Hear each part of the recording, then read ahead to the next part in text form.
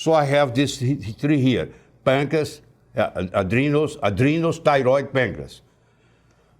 Which are the parameters for lab diagnosis? For the adrenals, the best examination you can do, the best lab test you can do is to measure the salivary cortisol and the salivary DHEA in the morning, in the afternoon, in the evening, showing the cortisol curve and find out if there is the production, there is an underproduction or an overproduction of cortisol.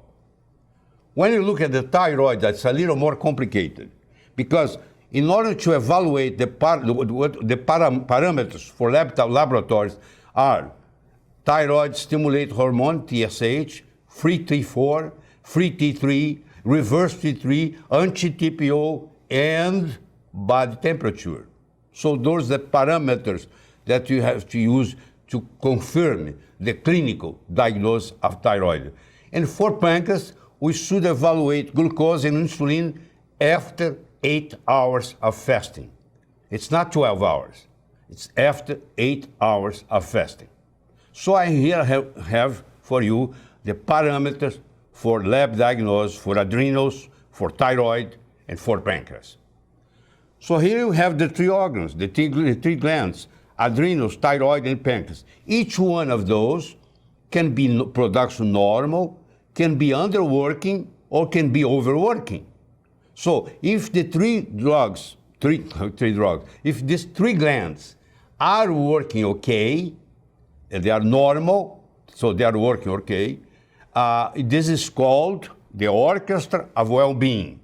When you're feeling fine, you have no health problem, usually these three glands, pancreas, thyroid, adrenals, are working fine. But it's not always like that, unfortunately.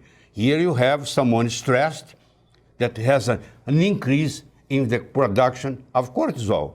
When you measure the cortisol level in salivary, in the saliva, in the blood, or in the urine, with the metabolites, it can be detected it's increased.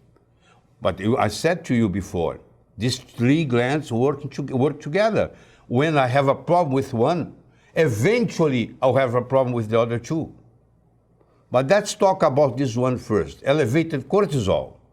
Look at how many factors affecting the adrenals.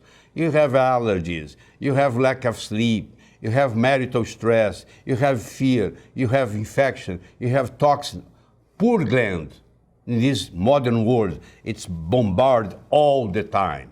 That's why you have so many adrenal failure, adrenal fatigue syndrome, that we're not going to discuss here, but it's called adrenal fatigue syndrome.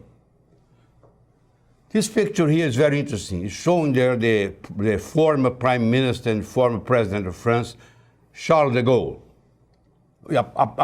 When you look at this picture, you think, oh, this guy is really stressed. Well, I don't know. Maybe he's enjoying what he's doing. The only way I can find out if he is stressed or not is measuring his cortisol levels. If the cortisol levels are increased, then I would say he's stressed. If his cortisol level is normal, I would say no. So I cannot just by the clinic detect if he is stressed or not. I have to measure it. That's very important.